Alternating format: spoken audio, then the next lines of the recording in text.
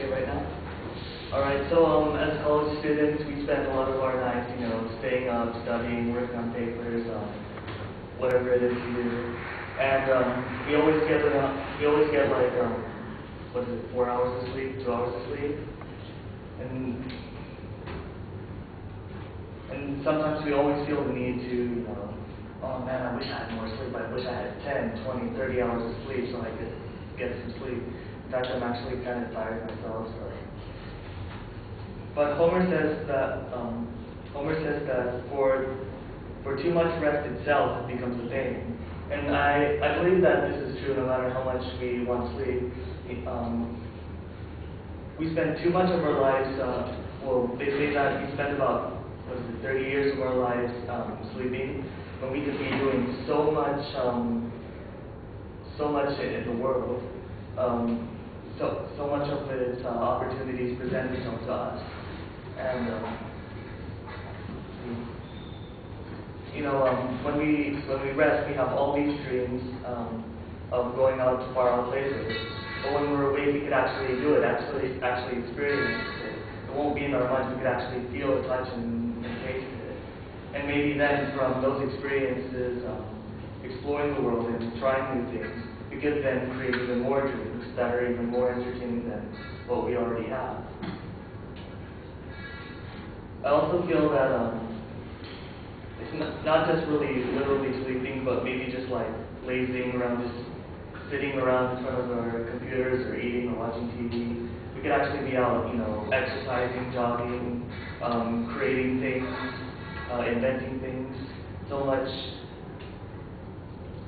much that we could be doing instead of just lazing around.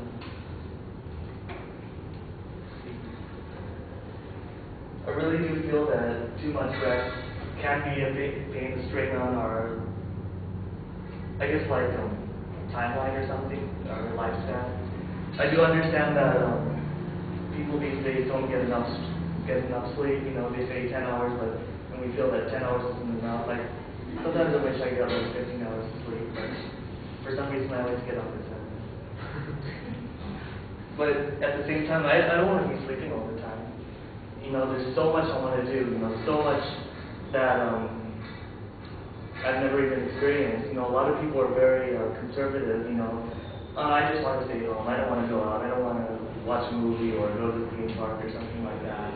Maybe if you actually took the time to go out and go to a theme park, maybe you'll experience something that you've never tried before, maybe have been given the thought that you've never thought about and think about all kinds of things in your life. So yeah, in conclusion, don't sleep too much and experience life.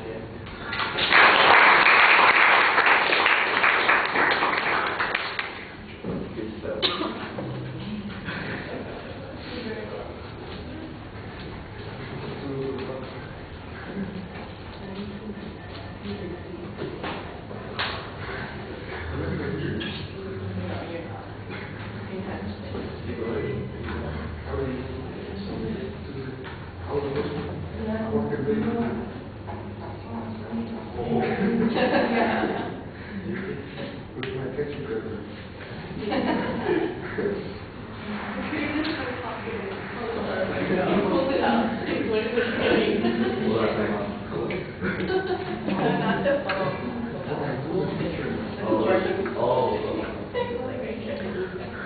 All right, Donald, I thought the setup was pretty solid. You had a good thesis statement. There's no preview of what the content's going to be. When you get to the material, it sounds a couple times like there is a structure, but it's not very well signposted, so the ideas are distinct.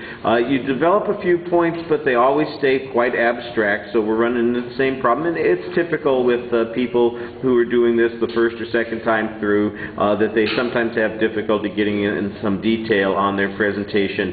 You've got a low-key voice vocal projection. I think your energy level just comes off a little low. You need more variety in the volume in your voice, in the inflection in your voice, and in the pacing, because it just gets to be a bit routine, and I think that that undermines our involvement with the speech. Gestures, you tend to hold on to the quote in your hands. You have a couple of indicators, but you also are nervously tugging on your shirt in a few places. You know, I'm not sure if that's the headphone thing that's bugging you or if it's just a nervous movement, but it's one of those things that you want to watch. I thought that your facial expressions were fine. Your eye contact in the introduction was pretty effective, but it needs to be a little bit more distributed during the speech. And your exit was fine, and you did come out with a point that you were trying to make at the end. Thank you. We don't have another speaker, so could somebody stick their head out and ask Jacob to come in, please?